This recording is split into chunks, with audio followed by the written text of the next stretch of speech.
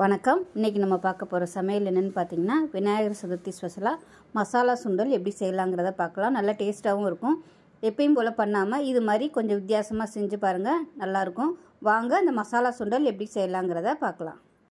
ஒரு mixie jar எடுத்துக்கலாம். இதில் பார்த்திங்கன்னா ஒரு 5-6 பச்சை மிளகாய் சேர்த்துக்கலாம். இது காரம் இருக்காது, அதுவும் சின்ன மிளகாயாக இருக்கிறதுனால நான் ஒரு 5-6 எடுத்திருக்கேன். ஒரு 4 துண்டு இஞ்சி சேர்த்துக்கலாம். ஒரு கைப்பிடி அளவு கொஞ்சமாக கொத்தமல்லியில் சேர்த்துக்கலாம். இதை 1-2 அரைச்சிக்கலாம். இப்போ ஒரு பேன் எடுத்துக்கலாம். தேவையான அளவுக்கு எண்ணெய் விட்டுக்கலாம். இப்போ எண்ணெய் நல்லா சூடாயிடுச்சு. ஒரு டீஸ்பூன் போல் கடுகு சேர்த்துக்கலாம். ஒரு டீஸ்பூன் உளுந்து சேர்த்துக்கலாம். கொஞ்சமாக கருவேப்பிலை சேர்த்துக்கலாம். 3 வரமிளகாயை கிள்ளிட்டு சேர்த்துக்கலாம்.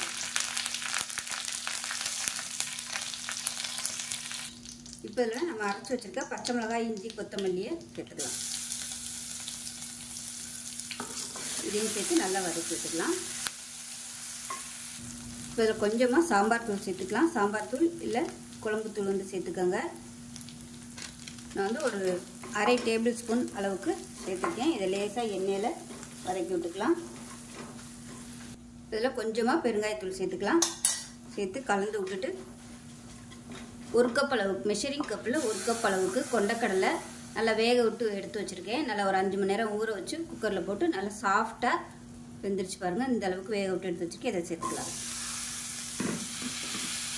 இதையும் சேர்த்து நல்லா ஒரு பரட்டிக்கலாம். இப்போ பாருங்கள் நல்லா கலந்து விட்டாச்சு. உப்பு பத்தலைன்னா மேலாப்பில் உப்பு சேர்த்துக்கோங்க. நான் கொண்டக்கடலை வேக வைக்கல உப்பு சேர்த்துருக்கேன். இப்போ இதில் தேவையான அளவுக்கு தேங்காய் பூ சேர்த்துக்கலாம். நான் நல்லா ஒரு 3 ஸ்பூன் அளவுக்கு தேங்காய் பூ சேர்த்துருக்கேன்.